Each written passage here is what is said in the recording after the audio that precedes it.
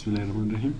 پرون موږ تاسو پیج بارډر ویلې چې کچیرته غواړو چې پیج مو بارډر ولري، پیج بارډر ډیزاین او بارډر انتخابو. بیا په دې کې دا سټایل مو درلودله او آرت مو هم درلودله چې له دوه ځایونو کوم سټایل انتخابو یا له ډیزاین سټایل انتخابو. دلته وګورئ موږ تاسو درې ټاب لرو، یو بارډرز بنوم، یو پیج بارډر، یو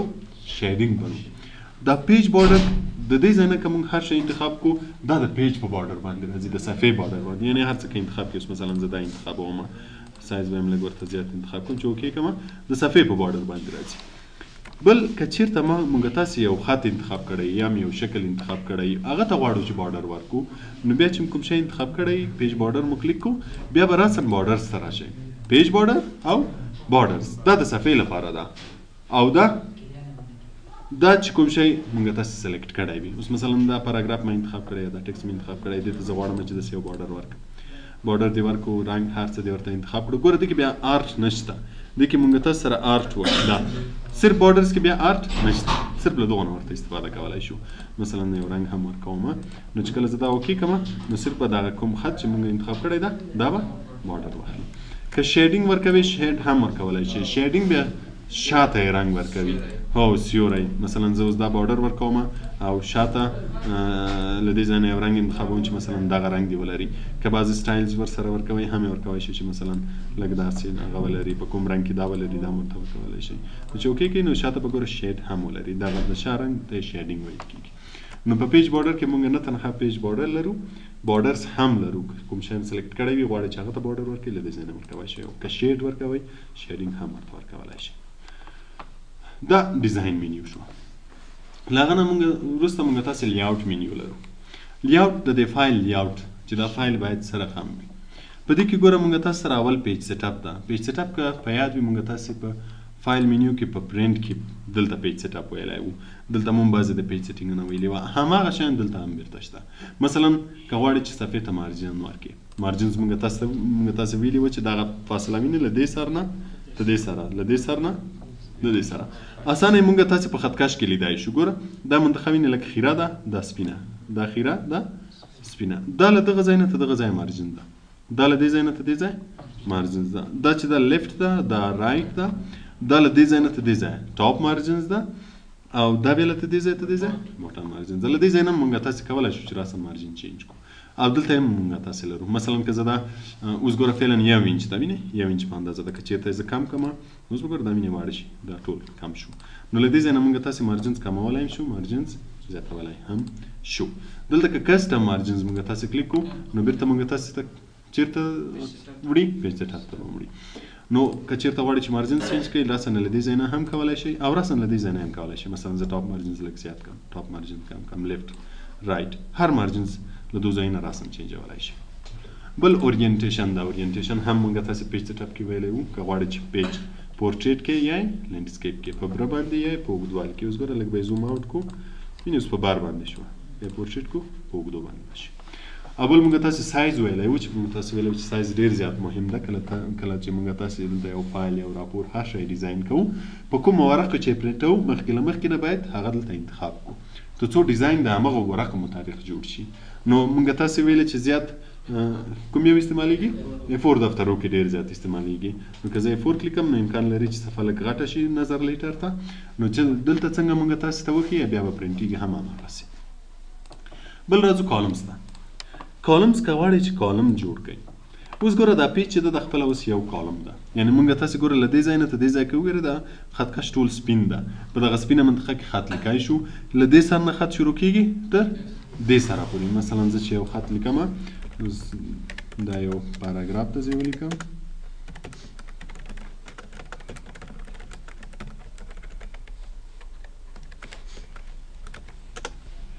دا یو پاراګراف شو، وینئ له دې سر نه ته دې سره. که زه غواړم چې دا په دوه تقسیمه شي،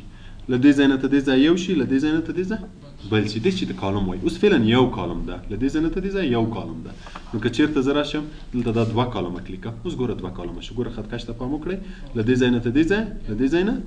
ته دې ځای. اوس ګوره خط دا ټول یو کالم کې راغی. دې کالم کې خط څه وخت راځي؟ کله چې دا کالم بوره شي، کله چې دلته ځای نور نه وي، نور بیا دلته راځي. اوس مثلا زه خط دلته لیکم، چې کله دلته خط زیات شي نو خپله به بیا دې بل کالم ته واړي، نو دې طرف ته به یو کالم وي، دلته به بل کالم وي. دا کالمونه موږ راسن له دې ځای نه فاصلې ورته کم او زیات کولی شو.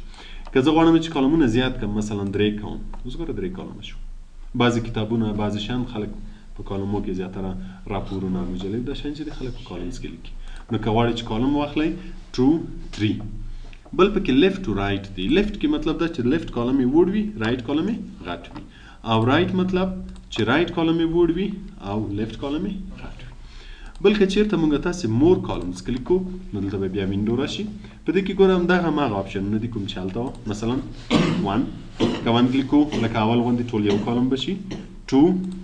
3 لیفټ او رایټ زه به 2 کلیک کوم یا به 3 کلیک کوم اوس ګوره موږ تاسې دلته اخري 3 لرو کله 3 نه دي اضافه غوښته بیا بل ته عدد ورکوي مثلا 4 دلته یې درته کوي اوس وینئ 4 کالمه شوه 15 کالمه کلیکوي 15 کالمه خو زه به فعلا 2 کالمه کلیک کوم بیا موږ تاسو سره دلته د کالم ویډ اینډ سپیس شته ویډ معنی بارې سپیس معنی فاصله چې دا بارې څومره وي او فاصله یې څومره وي اوس ګوره فعلا یې بار چې ده 2.8 ده او سپیس چې ده 0.5 ده اوس ګوره زه دا اوکې کومه نو وینئ بارې له دې ځای نه تر دې ځایه 2.8 ده او دا سپیس چې ده د 0.5 نیم انچ ده که نه دا سپیس موږ راسن له دې ځای نه کم زیات کولی شو وینئ له دواړو طرف نه او دلته هم کولی شو که چېرته دا کلیک کړو له دې ځای نه مثلا زه غواړم چې ویډ ته کم کم کله چې ویډ کموم سپیس خپله زیاتېږي مثلا زه دا وړکی کوم که نه دا مړکی کوم دا مړکی کوم نو فاصله خو به خامخا زیاتېږي او که چیرته دا زیاتوم فاصله کمیږي یا مثلا فاصله زیاتوم ویډ کمیږي فاصله کمومه ویډ زیاتېږي دا راسن وینې دلته هم همداسې ده که زه فاصله کموم د دو ویډ ورسره زیاتېږي او که فاصله زیاتوم د دو ویډ کمیږي نو هلته هم شته دلته هم شته او بل دلته ګوره موږ تاسو سره ایکوال کالم ویډ ده چې کله زه دا یو چینجوم دا بل خپله ورسره چینجېږي نو ګوره کالم 1 2.5 کالم 2 2.5 اوس که زه دا زیات کوم 2.8 کې کم دا هم 2.8 که چیرته دغه یو کلیک د دې معنا ده چې دواړه باید مساوي وي دا یو کالم چې هر څومره و دا بل کالم دې هماغومره وي که چیرته دا ایسته کم نو اوس ګوره زه هر یو جدا جدا بدلوی شم مثلا زه دا کالم لږ وړ غواړم دا کالم لږ غټ وینې سپیس به یې لږ کم کړم اوس که زه اوکې کړم دا کالم غټ دا کالم و نو دلته که چیرته مونږه ایکوال ترې ایسته کړو نو بیا کولی شو چې هر کالم خپل په زړه باندې چې یو څومره شي او بل څومره شي انتخاب یې کړو که چیرته دا کلیک کړو بیرته دواړه مساوي کېږي بل مونږ تاسو سره دلته اپلای ټو ده اپلای ټو مونږ پیج سیټ اپ کې هم ویلی وو که چیرته هول ډاکومنټ کلیک کوو په دې معنی چې دلته چې ما کوم تغیرات راوستي دي دا په دې فایل کې په ټولو صفحو باندې دې عملي شي مثلا که په دې فایل کې زه 10 صفحې لرم په 10 واړو دې عملي شي که 10 لرم په 10 واړو دې عملي شي که چیرته مونږ دیس پوینټ فارورډ کلیک کوو د دې مطلب دا چې په هر صفحه کې چې مونږ کرسر ایښی وي له هغه صفحې نه دې وروسته مثلا زه 10 صفحې لرم خو کرسر ما په 10مه صفحه کې ایښی ده نو بیا له 10مې صفحې نه وروسته به دا تغیرات راځي مثلا کالمونه به 2 کېږي او فاصلې او دا شیان به کېږي نو هول ډاکومنټ دا معنا چې ټول فایل کې چې هر څو صفحې وي په ټولو باندې د عملات دا کوم تغیرات چې راوستي عملي شي او که چیرته دیس پوینټ فارورډ کلیک کوو نو چیرته چې مونږ کرسر ایښی وي د کرسر نه وروسته آینده صفحو باندې بیا تغیرات عملي کېږي بل سټارټ ا نیو کالم چې کله مونږ نوی کالم اخلو نوې صفحې ته ځي نوی کالم به بیا د خپل اخلي او که کالم نه غواړو 1 کالم بیرته به یو کالم راشي اول سر کې خپله 1 کالم وي بل موږ تاسو سره بریکس دي بریکس څه کار کوي ګوره په دې کې اول د پیج بریک موږ تاسو چې یو نوې صفحه راولو اوس دا اوله صفحه ده که زه غواړم چې بله صفحه راولم څه کار مو کوو کنټرول انټر مو وهم زه کنټرول انټر وهم صفحه بله راشي دا کنټرول انټر ګوره شارټ کټ ده کمانډ خپله کوم یو ده دغه یو ده له دې ځای نه چې زه دا کلیک کوم بله صفحه به راشي که بیا کلیک کوم بله صفحه به راشي نو دا کنټرول انټر چې ده دا د دغه شي شارټ کټ بل مونږ تاسو سره کالم ده کالم بیا څه کار کوي کله چې مونږ تاسو خط لیکو اوس مثلا زه خط یو څه کموم او دلته کالمونه 2 کوم کالمونه 2 کوم د کالم کې مونږ تاسو ویل خط څه وخت لیکای شو چې کله دا کالم پوره شي اوس ګوره که زه دلته کلیک کوم کرسر نه راځي کار څه کلیک وکړم دې طرف ته کرسر نه راځي خو که ته غواړې چې مثلا استاد دومره خط دې کې لیکلی ده غواړم چې دې کې هم دومره خط ولیکم دې په ځای چې لاندې ولیکل شي دلته یې ولیکم نو کله که غواړې چې کرسر دلته راولې بیا په لیاوټ منیو کې بریکس کې کالم کلیک کوئ کله چې کالم کلیک کې کرسر راسم دې طرف ته راوړي اوس که زه خط لیکم دې طرف ته ولیکل کېږي کله چې خط ولیکل شو بیا دوباره ضرورت هر وار نشته چې موږ هماغه کلیک کوو بیا که دلته کلیک کوئ دلته کرسر راځي که هلته کلیک کوئ هلته کرسر راځي ویني اوس کله کلیک کوم کرسر راځي خو اول وار چې کله خط پکې نه وي لیکل شوی که کله غواړئ چې یو کالم نه بل کالم ته واوړئ نو بیا به کالم برېک کوئ د دې شارټکټ چې د کنټرول شفټ انټر ده کنټرول شفټ انټر دا به زه بیرته انډو کوم د دې اول شارټکټ چې و د دې کنټرول انټر د دې کنټرول شفټ انټر د دې بیا صرف شفټ انټر د دې ته به وروسته راشو نو اوس به زه ګوره دا کنټرول شفټ انټر وهم ګوره کرسر به همالته راشي اوس چې خط لیکم دلته به لیکل کېږي نو دې ته کالم برېک وایي کالم به بیرته ون کړم بل موږ تاسو سره ټیکس ریپینګ بریک ده ټیکس ریپینګ بریک بیا څه کار کوي موږ تاسو په پیراګراف کې ویلي وو چې کله موږ خط لیکو کله چې موږ انټر ووهو پیراګراف بدلیږي که انټر ونه وهو ټول یو پیراګراف نو اوس دغه ټول یو پیراګراف ده له دې ځای نه تر دې ځای یو پیراګراف موږ تاسو دلته په هوم منیو کې آپشن هم درلوده که چېرته دا علامه کلیک کړو موږ تاسو ته یو پیراګراف راوښیي ګوره دا یو پیراګراف ده کله که زه انټر ووهم دلته خط ولیکم دا دویم پیراګراف شو دا دریم پیراګراف ګوره دا هم ځان ته یو پیراګراف ده دا هم دا ټول یو پیراګراف نو کله چې زه انټر وهم پیراګراف بدلیږي خو که زه غواړم چې پیراګراف بدل نه شي مثلا دا پیراګراف ما له دې ځای نه تر دې ځای لیکلی یو دوه درې لاینې نور لاندې لیکمه خو پیراګراف نه بدلوم که انټر وهم انټر پیراګراف بدلوي نو که غواړئ کله که غوښتل چې پیراګراف بدل نه شي په هغه صورت کې بیا ټیکس ریپینګ بریک لیکئ ګوره بیا دلته دغه علامه راځي او دا لاندې راغی اوس چې زه هر څومره دا وهم ټول به یو پیراګراف وي شارټکټ یې شفټ انټر اوس دلته یو شی ولیکم اوس دا ټول یو پیراګراف ده له دې ځای نه تر دې ځای یو پیراګراف ده نو که کله مو غوښتل چې پیراګراف بدل نه شي په هغه صورت کې ټیکس ریپینګ کلیک کړئ بل د موږ تاسو سره سیکشن به نن پرېږدو سبا ته چې له دو سره بیا در سره کنفیوز نشي پکې بل پکې راځي لاین نمبر که غواړئ چې دغه لاین نمبر ولري دا هر لیکه یو شماره ځان ته ولري په هغه صورت کې موږ تاسو له لاین نمبر استفاده کوو فعلا لاین نمبر نن ده یعنې دا ټیک مارک ده که چیرې کانټینیوس کلیکم نو شماره به ورسره راشي کله چې زه بلې صفحې ته ځم بله صفحه کې به هم شماره وي چې زه کنټرول انټر ووهم دا علامې به ترې ایسته کړو اوس چې ګوره زه خط لیکم دلته به هم شماره راشي بلې صفحې ته ځم هلته هم شماره راځي شماره په اوله صفحه کې له یوه نه شروع شوې ده تر څو پورې راغلی تر 20 په دویمه صفحه کې بیا له 22 نه شروع تر 28 په دریمه کې بیا له 29 نه شروع تر 30 پورې راغلی ده نو که چیرته موږ تاسې په لیاوټ منیو کې په لاین نمبر کې کانټینیوس کلیک کوو همداسې مسلسل به راځي په دې صفحه کې په اوله صفحه کې چې په هر څو ختم شو په دویمه صفحه کې به له بل نه شروع کیږي په بله صفحه کې چې هر څو نه شروع شو په بل به که چیرې ریسټارټ ایچ پیج ورته وایو نو بیا په هره صفحه کې شماره له یوه نه شروع کیږي اوس ګوره دې شماره کې تر 21 پورې و که نه اوس دې کې بیرته له څو نه شروع شوی له یو نه شروع شوی په دې بل کې بیا له یو نه که چیرته غواړئ چې مسلسل واوسي کنټینیوس کلیکوئ او که غواړئ چې په هره صفحه کې جدا جدا وي بیا ایچ بل ریسټارټ ایچ سیکشن ده سیکشن موږ تاسې سبا چې دلته وویلې بیا به دا هم ورسره بیا ووایو چې پرې پوه شئ نن لا یې پرېږدو بل د سپریس فور کرنٹ پیراګراف که کله غواړئ چې کوم پیراګراف شماره وانخلي مثلا زه غواړم چې دغه پیراګراف شماره ونه لري نو کرسر پکې کېږدئ او دلته دا کلیک کړئ کله چې دا کلیک کړئ د هغه مکمل پیراګراف شماره څنګه کېږي له منځه ځي نو که کله غواړئ چې کوم پیراګراف شماره ونه لري دا ایسته کړئ او که غواړئ چې ولري بیرته یې کلیک کړئ بل موږ تاسو سره لاین نمبرینګ آپشن ده که چیرته دا کلیک کړو موږ تاسو بیرته چیرته راځو پیج سیټ اپ ته راځو خو په پیج سیټ اپ کې بیا هلته موږ تاسو سره لاین نمبر شته لاین نمبر که کلیک کوو په دې کې ګوره اډ لاین نمبرینګ که چیرته دا ټیک مارک وي نمبرینګ به دلته ښکاري او که دا نه وي نمبرینګ به نه ښکاري اوس که زه مثلا دا ایسته کړم او کې کړم ګوره لاین نمبرینګ به بیرته ختم شي او که غواړم چې راشي نو که چیرته زه بیرته دا کلیک کړم په دې کې لاین نمبرز کلیک کړم او دا ټیک مارک کړم بیرته به لاین نمبر ښکاره شي لاین نمبر له څونه شروع کېدو وعلیکم السلام نو که چیرته اډ لاین نمبرینګ کلیک کړو نمبرینګ به بیرته راشي او نمبر بیا له څونه شروع کېدو له یوه نه که موږ غواړو چې اول نمبر له یوه نه شروع نه شي له هر عدد نه چې شروع کوي دلته به هغه عدد ورکوي بل فرام ټکسټ چې د عدد له خط نه څومره فاصله ولري اوس مثلا زه دا کلیک کوم ګوره دوی ترمنځ فعلا دومره فاصله ده که غواړئ چې دا فاصله زیاته کړئ نو بیا لاین نمبرینګ کې دلته فرام ټکسټ دغه فاصله چې هر څومره زیاتوئ لاین نمبر به هغومره فاصله زیاتوي او که چیرته کموئ لاین نمبر به فاصله کموي بل په لاین نمبر کې دلته دا کاونټ بای دا به زه بیرته یو کړم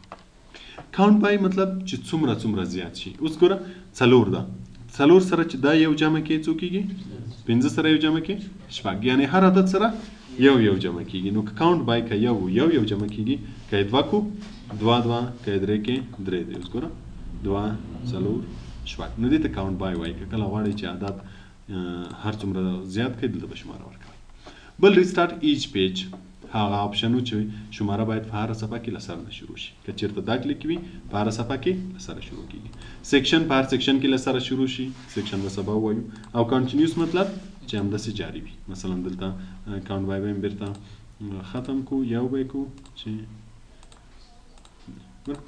وینه دلته بیا په 21 ختم ده، دلته له 22 نه شروع ده. نو دې شي ته لاین نمبر وایي. که چېرته غواړئ چې لاین نمبر بیرته ختم شي بیرته به نت کوئ لاین نمبر به ختم شي. خو سپریس مو ویلې سپریس فار کرنٹ پاراګراف. هر یوه کې چې اوس مثلا زه لاین نمبر کې کوم